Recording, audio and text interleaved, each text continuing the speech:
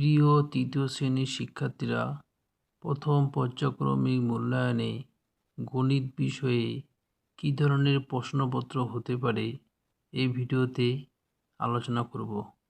তোমরা ভিডিওটি প্রথম থেকে শেষ পর্যন্ত মনোযোগ সহকারে দেখবে। গণিত বিষয়ে 20 নম্বরের মধ্যে পরীক্ষা হবে। সময় থাকবে 40 মিনিট। এখানে তোমরা নাম, রোল নাম্বার এবং বিদ্যালয়ের নাম লিখবে। প্রশ্নগুলো দেখো। 1 নাম্বার, কোথায় লেখো? 585 কোথায় লিখলে হবে 585। 851 851।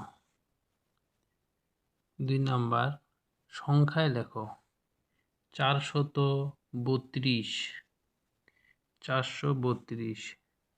303 303 303।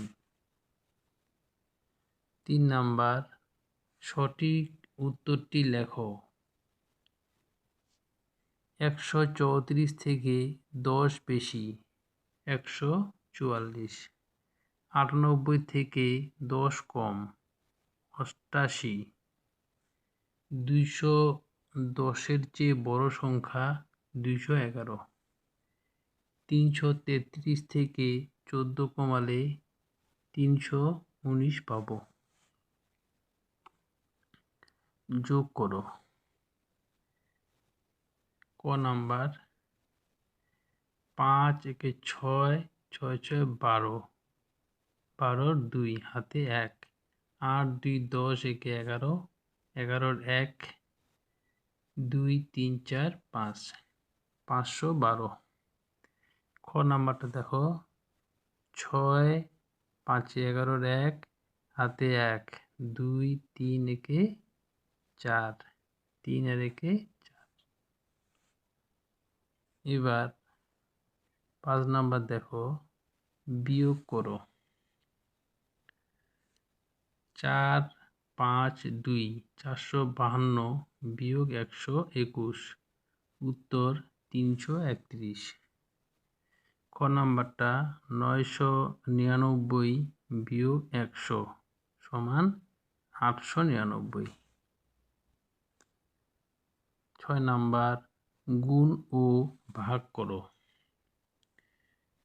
ক নাম্বার, 4 5 20 0 হাতে 2 5 কে 5 আর 2 7 5 14 70। খ নাম্বার, 44 কে 4 দিয়ে ভাগ করলে উত্তর আসবে 11। 7 নাম্বার দেখো, নিচের সমস্যাটির সমাধান করো। ক নাম্বার, অমল দোকান থেকে কিছু ফজলি আম 87 টাকা আর কিছু লেওড়া আম 25 টাকা দিয়ে কিনলো। অমল দোকানিকে মোট কত টাকা দিয়েছে?